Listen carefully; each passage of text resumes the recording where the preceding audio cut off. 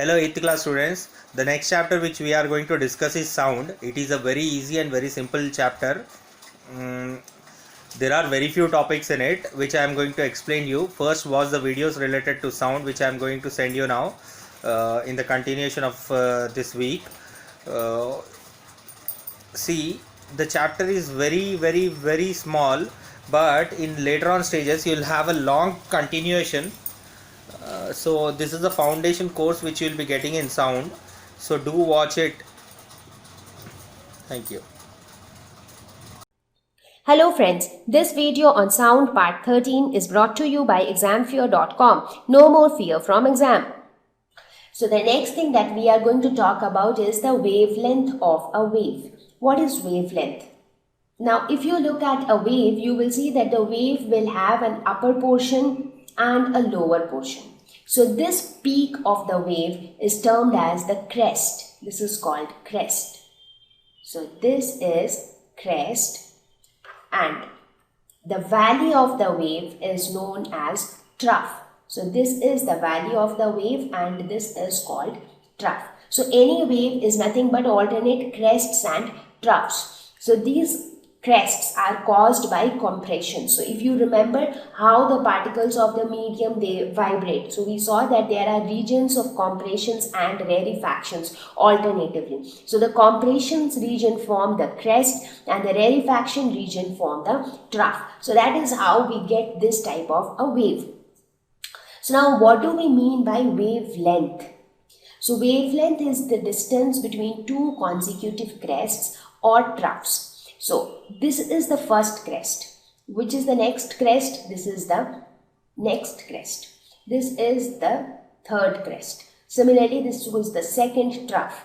Now distance between two crests. So this distance is termed as wavelength. So distance between any two crests or distance between any two troughs, that is called wavelength. So basically you can say the entire distance covered by one wave is termed as wavelength.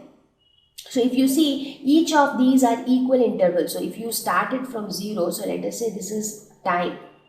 Okay, so this much time, so the time here is equal to the time here. Again, the time here is equal to the time here. So these are like equal intervals of time, and that is why it is a periodic motion, right? So wherever I have given these red dots, they represent equal intervals of time. So if you see, if you try to measure the wavelength, so the distance between two crests is basically the same as the distance between the two troughs. So that is wavelength, right? Or in simple words, you can also say that this distance, so you see this distance is actually, it is starting from here till here, right? So it is starting from this point till this point.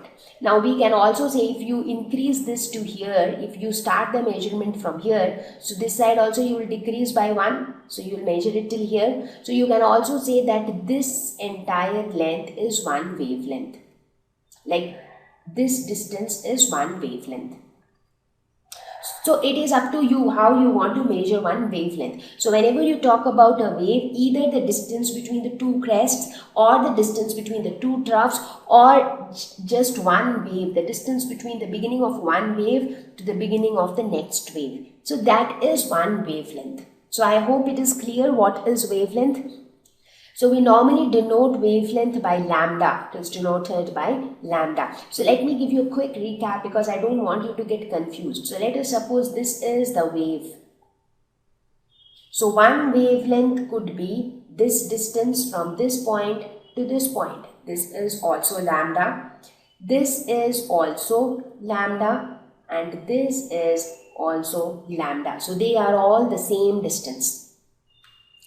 It is measured in meters because it is nothing but length. So we are actually talking about the length. So it is measured in meters. Now that we have discussed about amplitude and wavelength. Now as I mentioned that amplitude and loudness are very closely related to each other. So greater the amplitude, greater would be the loudness. So they are directly proportional to each other. So loudness, to be more precise, loudness is proportional to the square of amplitude of vibration that produces the sound. So that means loudness is directly proportional to the square of amplitude. So if your amplitude becomes double, then your loudness will become 4 times. Right? If your amplitude becomes 3 times, then the loudness will increase by 9 times. So even though the force, and your amplitude is dependent on the force. So basically, if amplitude is increasing by small amount also, but the loudness is going to increase by a large amount. So if, let us say, amplitude increases by 4 times. So earlier the amplitude was say A, and now the amplitude has become 4A. So what would be the loudness? Now loudness is proportional to the square of amplitude. So therefore loudness will become 16 times. So loudness will increase by 16 times. So with that, you can just make an idea about how the loudness increases in the different sounds. So let us take some of the examples of sounds around us. So let's take the sound of the horns of vehicles during traffic hour. So what is the sound? You will see that a lot of vehicles are honking during traffic. So the sound that time is almost around, the loudness is around 70 decibels. So decibel is the unit in which loudness is expressed. So 70 decibels would be the sound during peak traffic hours. Now what is the loudness of sound when we normally speak to each other? Like we are neither speaking too loud nor are we speaking too softly. So during a normal conversation, the loudness is around 60 decibels. So you see, during traffic it is little more than our normal conversation. Now let us suppose if you are whispering. So during whisper, this loudness becomes almost half. It is around 30 decibels. And when we breathe, even breathing involves a sound which is very soft. You don't really get to hear it until and unless you pay full concentration to it. So breathing, it has a loudness of around 10 decibels. So that is how the loudness of different sounds are different, and the loudness is proportional to the amplitude. Thank you. Please visit www.examfear.com to watch more educational videos with a better experience. Please do not forget to like and subscribe to our YouTube channel for latest updates. Thank you once again. Hello friends, this video on sound part 14 is brought to you by examfear.com. No more fear from exam. So the next characteristic that we are going to discuss is frequency. So let us now talk about the frequency of wave. What is frequency? It is the number of oscillations per unit time. So what do we mean by that? Let us suppose when you ring the bell. So what happens? This ball, the metal ball, let me consider it like that, it keeps oscillating. So how many times it oscillated over a particular period of time, that denotes frequency. For example, let us suppose if it is moving very slow, so maybe it will go like this, it will come back, it will go like this, again it will come back. So the number of oscillations. Now how do we define one oscillation? One oscillation would be starting from here, going till here, coming back, going till here, again coming back to the mean position. So this entire thing is one oscillation, right? So now if it is moving very slow, then maybe it will cover 2 oscillations in say 1 second. If it is moving very fast, then it might cover 20 oscillations in 1 second. So how many oscillations it is covering in a particular period of time, that is called frequency. So let us look at this. So the same pendulum. So how many times it covered, how many oscillations in a particular time. So let us look at this picture. So this is the wave. So here one oscillation starts from here. It completes at here. So this is one oscillation. So till here is one oscillation, from here till here is second oscillation, from here till here is third oscillation. So how many oscillations it is covering in a particular period of time? It is denoted by nu, and the SI unit of frequency is hertz. So hertz is named after the popular scientist. So frequency is measured in hertz. Now what is time period? It is the time taken to complete one oscillation. So just now I was telling you that what is one oscillation? It's if you start counting from here, so from here till here is one oscillation. So whatever time is taken to complete one oscillation, that is called time period. So this time would be called time period. Now, obviously, since it measures time, therefore the SI unit is seconds, and there is a very close relationship between time period and frequency, because if you look at it, they are very closely related. So let us try to find out the relationship between frequency and time period. So frequency is equal to 1 by t. So frequency is equal to 1 by time period. Why? So let us see why is it so. So what is capital T? It is the time period, that is time taken to complete one oscillation. Correct? So that is capital T. And what is frequency? Frequency is nothing but the number of oscillations over a particular period of time. So that is frequency. Okay, so if you see here in capital T, that is in time period T, how many oscillations are done? 1. So how many oscillations will be done in a particular period of time, say small t? So how many oscillations will be done? This will be 1 by t. So over a period of capital T, one oscillation is done. So over a period of 1 second, so in 1 unit of time, what will be the number of oscillation? That will be 1 by t. And what is frequency? Frequency is the number of oscillations in unit time. So this is unit time. So this one denotes nothing but unit time. That is 1 unit of time. So in unit time, the number of oscillations is 1 by t. So, and this is nothing but frequency. This is the definition of frequency, number of oscillations in unit time. So that is why frequency is equal to 1 by t. Thank you. Please visit www.examfear.com to watch more educational videos with a better experience. Please do not forget to like and subscribe to our YouTube channel for latest updates. Thank you once again. Hello friends, this video on sound part 12 is brought to you by examfear.com. No more fear from exam. So now let us try to understand the characteristics of sound waves in little more detail. Like you would have seen that different sounds are different. How do we distinguish one sound from another? For example, say the sound of a bird and the sound of a horn and the sound of, say, a small creature or maybe a small boy. So all these three sounds are very much different from one another. So why are these sounds different? Or how do we distinguish between different types of sounds? In fact, the way I speak, the sound which I produce and the sound which is produced by some other person, they also differ. So how do we characterize a sound wave? So every sound wave is described by a lot of parameters like wavelength, frequency, time period, pitch, amplitude, speed, and quality. So these are some of the characteristics of a sound wave.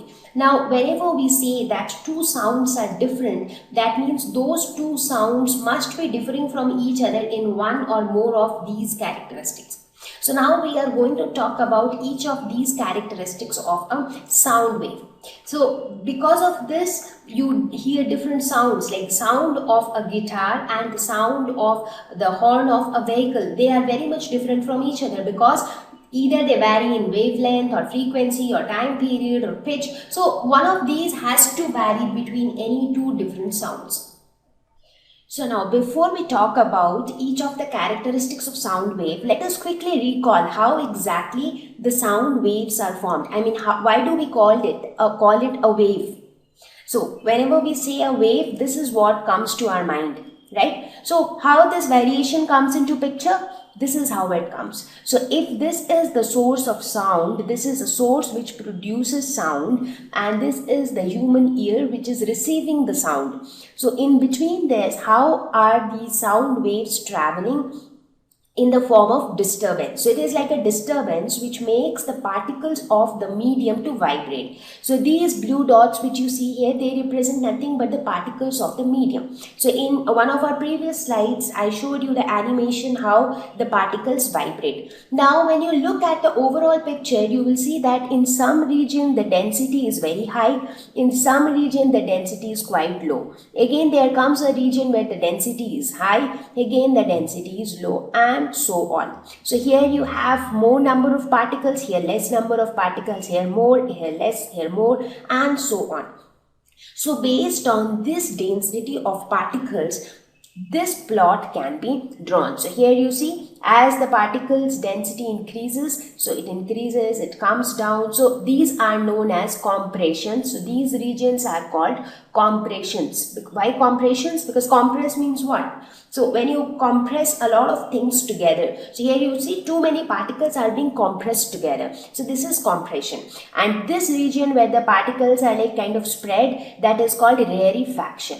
So alternate compressions and rarefactions form the sound wave. So when you plot it in this way, so this is how you get the plot. So it increases. Now what is actually increasing? Now we will try to understand this graph. So here on the x-axis, this is our x-axis, this is our y-axis, and on x-axis we are considering time. So with time, this is how it is varying. What is varying?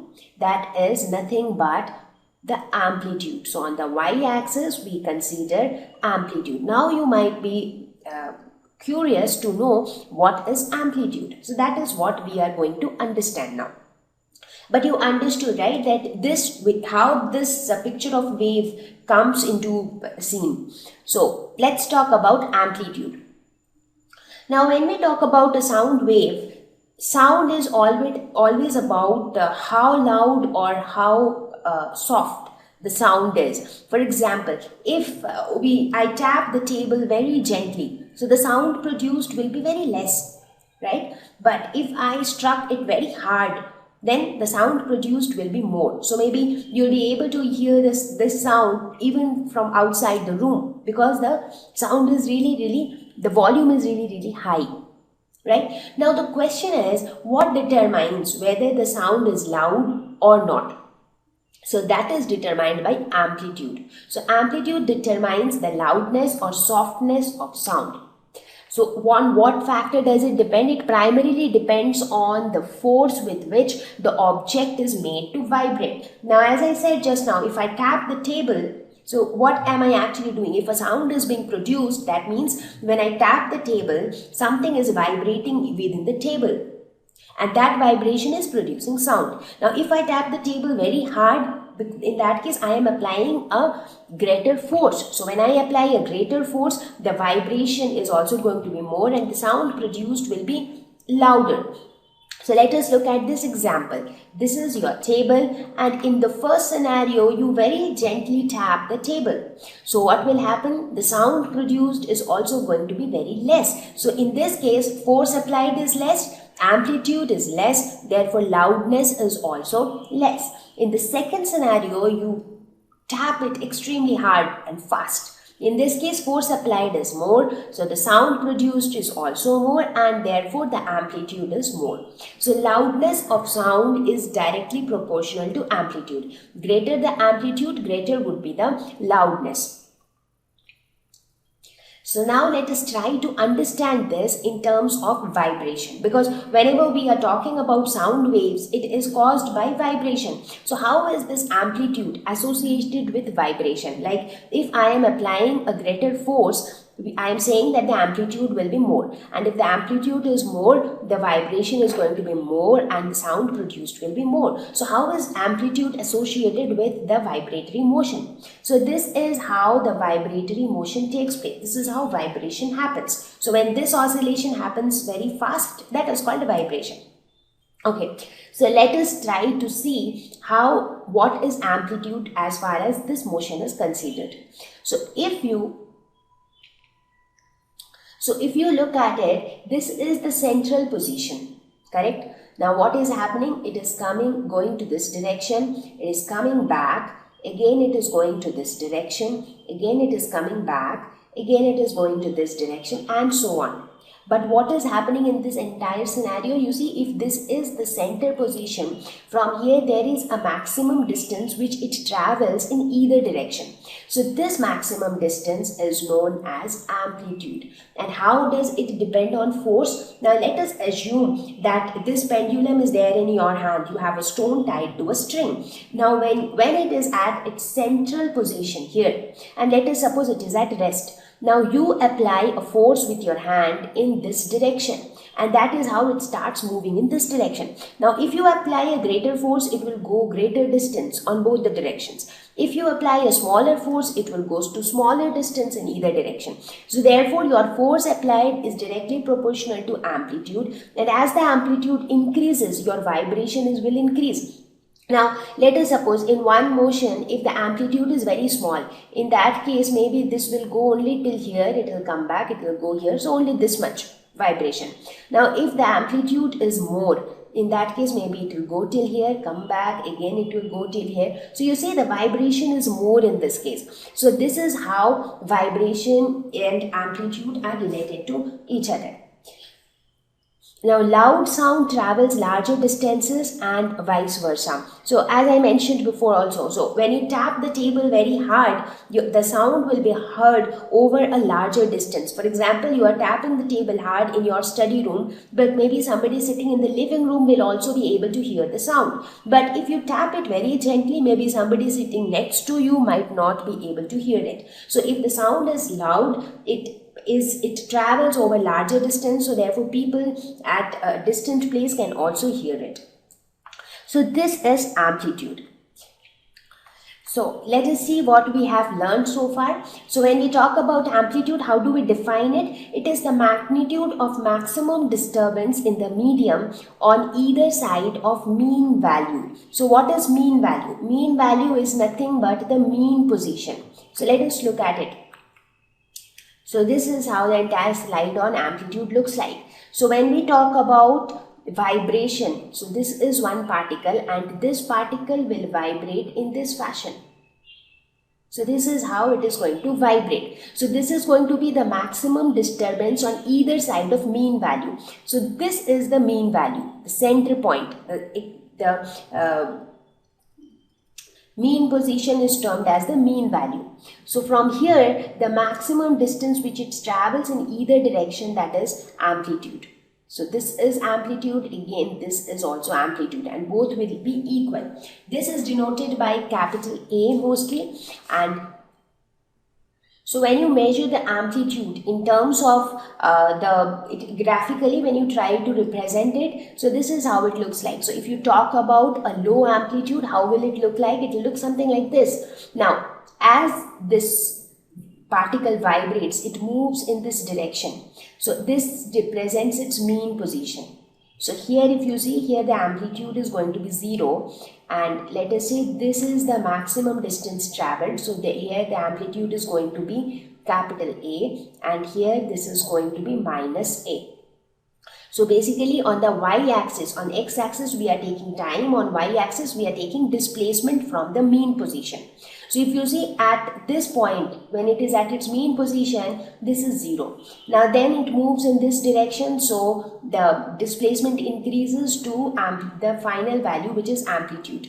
Again it falls back because it comes back like this and becomes 0. So again this also falls back and becomes 0. Then it further goes the same distance in the opposite direction. So this will also go the same distance in the opposite direction, that is minus A. Now once it reaches here, again it comes back to 0. So here also it will come back to 0. So basically from here till here, this represents one oscillation or one vibration. So this vibration, this much vibration is being represented by this one wave. So this is how a low amplitude will look like. If the amplitude is very high, in that case how the plot will change, this value is increasing because amplitude is denoted by the maximum value on the y-axis. So obviously the wave will look longer. Thank you. Please visit www.examfear.com to watch more educational videos with a better experience. Please do not forget to like and subscribe to our YouTube channel for latest updates. Thank you once again. Hello friends, this video on sound part 18 is brought to you by examfear.com. No more fear from exam. So with this we have reached towards the end of this lesson. So let us quickly look at some of the questions. Sound can travel through gases only, solids only, liquids only, solids, liquids and gases. Now we saw that sound always needs a medium to propagate. Now that medium could be a solid or a liquid or a gas. So it can actually travel through all of these. But what it cannot travel through is vacuum, because vacuum would mean there is no matter inside it and sound needs some particles in the medium. Question number 2. Which of the following voices is likely to have minimum frequency? Baby girl, baby boy, a man, a woman. Now when we talk about frequency, frequency is associated with pitch of the sound. So higher the frequency, higher would be the pitch of the sound. And what is pitch? Pitch is nothing but shrillness in the voice. Lower the frequency, lower would be the pitch, or lesser would be the shrillness in the voice. Now if you compare the sound of a male and a female, so female always has a higher pitch. The voice is more shrill in case of a female when compared to a male. So in this case, where do you have minimum frequency? Minimum frequency means lesser pitch. So the lesser pitch would be in case of a male, that is a man. Now you might ask, why not a baby boy? Because you would have seen that for babies, their voice are more shrill. Now especially in case of boys, as they grow, when they tend to become mature, when they enter into their teenage, their voice changes. So earlier when they are kids, their voices are like more shrill, but later they become rough and hoarse. So that's how their shrillness keeps on decreasing as they grow old. In the following statements, tick T against those which are true and F against those which are false. Sound cannot travel through vacuum. Yes, that is absolutely true, because sound can travel in, it needs a medium to propagate. Number of oscillations per second of a vibrating object is called its time period. No, not at all. This is false. So what is time period? Time period is the time taken to complete one oscillation. And the number of oscillations which takes place, that is termed as frequency. So number of oscillation is frequency and time period is the time taken to complete one oscillation. If amplitude is large, sound is feeble. No, this is again false. Why? Because when amplitude, loudness is directly proportional to the square of amplitude. So if amplitude is large, in that case the sound should be loud. But here it says it is feeble. So the sentence is false. For human ears, the audible range is 20 Hz to 20,000 Hz. Yes, that is correct. So anything below this is infrasound and anything above this is ultrasound. The lower the frequency of a vibration, the higher the pitch. Again, this is false. That is because pitch is again directly proportional to frequency. So if frequency is high, pitch will be high. Unwanted or unpleasant sound is termed as music. Of course, this is false, because anything which is unwanted and unpleasant, that is termed as noise and not music, because music is something which is pleasant to hear. Noise pollution may cause partial hearing impairment. Yes, of course it can, because the presence of excessive noise can actually cause a lot of stress. It can affect the eardrum, and if the eardrum gets impacted, then hearing can also get impacted. Question number 4. Fill in the blanks with suitable words. Time taken by an object to complete one oscillation is called time period. Loudness is determined by dash of vibration. I have always said that loudness is always dependent on amplitude. So loudness is proportional to the square of amplitude. Unit of frequency is hertz, which is denoted as Hz. Unwanted sound is called noise. Shrillness of a sound is determined by the dash of vibration. What is shrillness? Shrillness is nothing but pitch. So pitch is dependent on frequency of vibration. Question number 5. A pendulum oscillates 40 times in 4 seconds. Find its time period and frequency. Okay, so let us see what it is trying to say. So let us suppose you have a pendulum like this, which is oscillating 40 times in 4 seconds. So how many number of oscillations is 40 times, right? So basically we can say that frequency is 40. Frequency is nothing but number of oscillations, correct, per unit time. So that is frequency.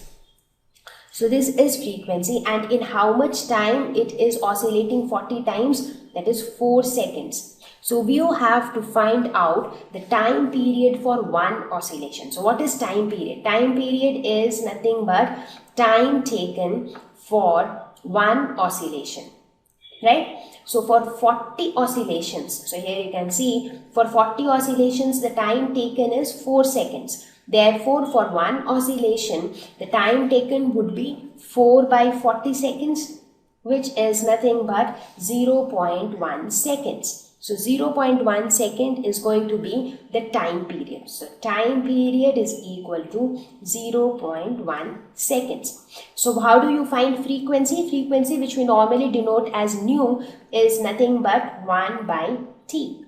So here it comes out as 1 by 0.1. So this will become the frequency of this pendulum. Thank you. Please visit www.examfear.com to watch more educational videos with a better experience. Please do not forget to like and subscribe to our YouTube channel for latest updates. Thank you once again. Hello friends, this video on sound part 16 is brought to you by examfear.com. No more fear from exam. So now we will talk about the range of hearing. We saw that we are able to hear with the help of our ear. Now the question is, are we able to hear all types of sounds? Because wherever there is a vibration, there is a sound that is being produced. But is it that we are able to hear all types of sounds, or we are only able to hear a particular set of sounds? So that is what we are going to talk in range of hearing. So it is the range of frequency of sound which is audible to a living being. Now this is again interesting. Now it is not that all living organisms can perceive or they can listen to sounds of all frequencies. Now different living organisms have ability to perceive different frequencies of sound. Now for a better understanding, let us take the example of human beings. Now, in case of human beings, again, we also have certain set of frequencies of sound which are audible to us. We can hear only those frequencies of sound. So, based on that, sound have been categorized into two sections. One is the audible sound, the other is the inaudible sound. So, if you look at it, this represents the various frequencies of sound. Now, for human beings, the audible range starts from 20 Hertz. So sounds of frequencies 20 Hertz are audible to us, and we can hear sounds up to 20 kilohertz, that is 20,000 Hertz. So this is our audible range. So all the frequencies which fall below this frequency range, they form audible sound because we can hear them. Now any sound with frequency lesser than 20 hertz are called infrasound, and a sound of frequency greater than 20,000 hertz is ultrasound. So infrasound and ultrasound are inaudible to human beings. Now please do remember that this I am talking only about human beings. Now as I mentioned that different living organisms have different range of hearing. So it is not that for every living organism this is the audible frequency. Now, if you compare the range of hearing for a dog or a cat or a human being, they are all going to be different. So let us look at the range of frequencies for some of the different organisms. So here we have considered some organisms like humans, dogs, dolphins, fish, sea lions, bats, frogs, birds and rodents. So you see on the x-axis I have taken the frequencies, and these frequencies are in hertz. So you see for human beings, just now I told you it is from 20 hertz to 20,000 hertz. So where is 20 hertz? It is here. 20,000 would be somewhere here.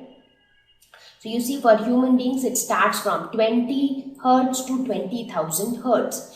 For dogs, you see the range of hearing is even greater than human beings. So dogs can hear frequencies which fall in our inaudible range.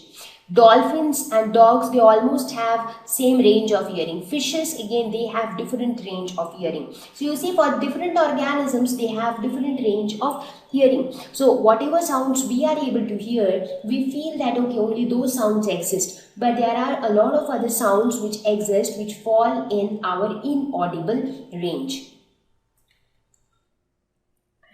Thank you. Please visit www.examfear.com to watch more educational videos with a better experience.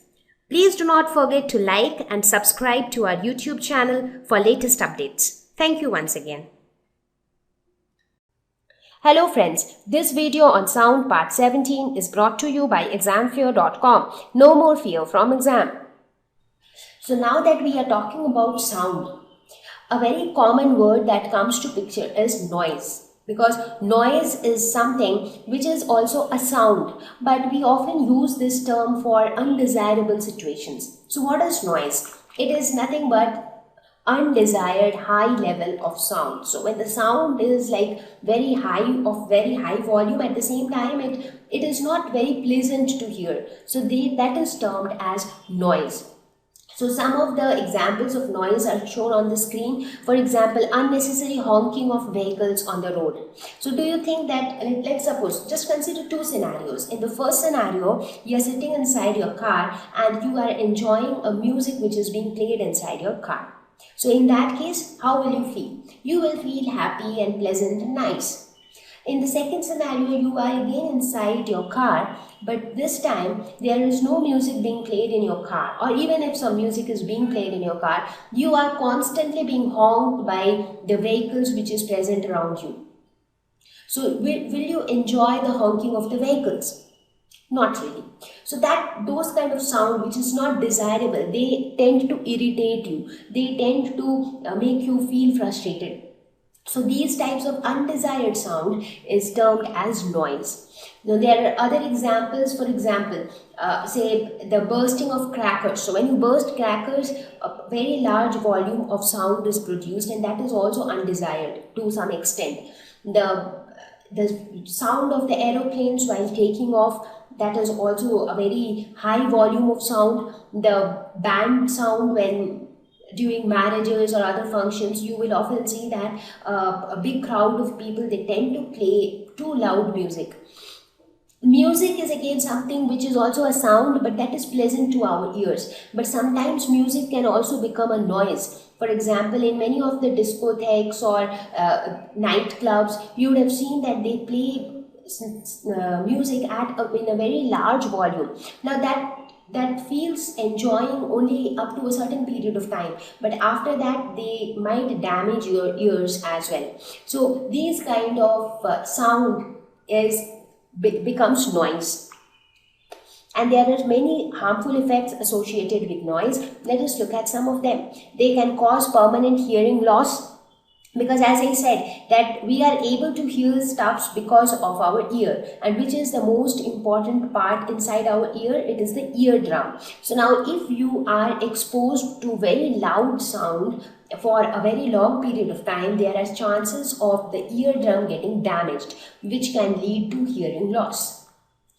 Heart problems, because so much of noise can also impact your ear, and your ear has a connection with your brain, and your brain in turn controls the different organs of your body.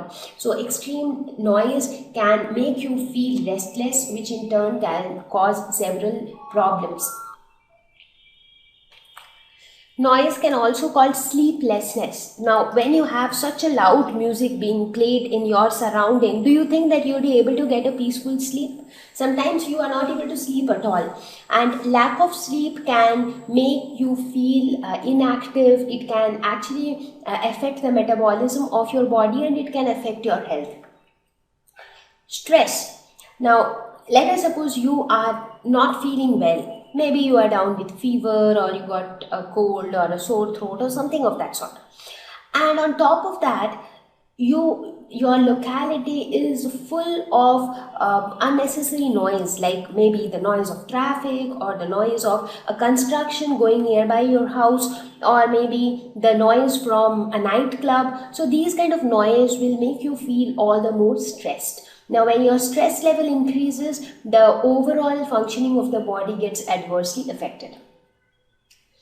Now, because of so many harmful effects of noise, we have come up with a term called noise pollution. Like, we all know what is pollution. Contamination of air, water or soil with undesirable components is called pollution. So we have learned about air pollution, we know water pollution, we know soil pollution. Similarly, we have noise pollution. This means presence of unwanted noise in your surroundings. So presence of excessive undesired noise in the surroundings is called noise pollution. So that is when we say that the environment is full of noise pollution, too much of unnecessary noise. So one such example could be a construction work going somewhere. So that entire locality will have a lot of noise pollution, because when construction goes on, a lot of machineries produce a lot of sound. You also have sound of drilling, you have too many laborers working at the same place. So a lot of noises come into picture. Similarly, the noise of the traffic, when you have a bad traffic during the office hours, so the vehicles tend to honk unnecessarily on each other, and that also produces noise pollution. Now, since we saw the harmful effects of noise, we should actually take some measures to control noise pollution. So what are the things that we can do from our end to control noise? One is limit vehicle speed. Now, when the vehicles are like traveling too fast, what happens is everybody is in a hurry. So everybody is unnecessarily honking each other and creating noise pollution. So the speed of the vehicle should be limited. Avoid unnecessary honking. They should not honk without a specific need. Use of quieter engines in aircraft, because these aircrafts, they actually produce so much of noise that they can very easily cause temporary hearing loss in people. That is why you would have seen that the airports are generally constructed a little away from the residential areas of the cities. So if we can replace the engines with some quieter engines, then during the takeoff or landing, the sound produced will be lesser. Use of sound absorbent materials in industries. In industries and factories, there are a lot of huge machineries, and they produce a lot of sound when they function. So if we can make use of some sound absorbent materials, like if we can make use of materials like curtains or the glass fibers which can absorb sound, so that the sound which are produced inside the industries remain confined within the industries and it do not pollute the surrounding areas. Limit sound level of crackers. Now, especially during festivals like New Year or Diwali, a lot of people, they burn a lot of crackers, and these days you have so many fancy crackers which keep bursting for a couple of minutes. So you actually have such loud sounds or such noise for a couple of minutes continuously. Now, especially burning of crackers should be strictly banned after a certain time at night, because sometimes it is seen that in some localities people tend to burn crackers the entire night. So others residing in the same locality will not be able to sleep properly, and it will bother their daily routine. So that ways the use of crackers should also be limited. Limit the time and area beyond which loudspeakers should not be played. Now why time? Because like mostly everybody will want a peaceful night so that they are able to sleep properly and get energized for the next day. Therefore, no loud music or loudspeaker should be allowed to be played at night. Now, in most of the cities in India these days, they have set a time limit of 11 o'clock at night. So, beyond that, people are not allowed to play loudspeakers or any loud music in any form. And also the area should be restricted. For example, the areas which are near to hospitals or schools, so where children are there, or where say patients who need a lot of care. Let us suppose there is a hospital where a patient has recently undergone a heart surgery. So now the patient needs a lot of rest, peace, care. Now if somebody is playing loudspeakers or bursting crackers in the vicinity of that hospital, do you think that the patient will feel comfortable? Of course not, because the patient needs peace. So therefore the area where loud music should not be allowed, that should also be fixed. So these are some of the things which should be done to control noise pollution. Thank you. Please visit www.examfear.com to watch more educational videos with a better experience. Please do not forget to like and subscribe to our YouTube channel for latest updates. Thank you once again. Hello friends, this video on sound part 19 is brought to you by examfear.com. No more fear from exam. Question number 6. The sound from a mosquito is produced when it vibrates its wings at an average rate of 500 vibrations per second. So what is the time period of the vibration? So in this case, what is given? The number of oscillations that is taking place over per unit time is given as 500. So what is this 500? This is nothing but your frequency. So your frequency, which we normally denote as nu, is given as 500 vibrations per second. So now we know how many oscillations are taking place in 1 second. So what are we supposed to find? We have to calculate the time period. What is time period? It is the time for one oscillation or one vibration in this case, right? So let us see how do we find this. So this is going to be 1 by nu. Why so? That's because if you see here, for 500 vibrations, it takes 1 second. So how much time will it take for one vibration? It is going to take 1 by 500 seconds. So you reached the same thing basically. So either you use it this way or you do it this way. So it is going to be all the same. So it comes out to be 0.002 seconds. So this is the time period of vibration. Identify the part which vibrates to produce sound in the following instruments. So here we have dholak, sitar and flute.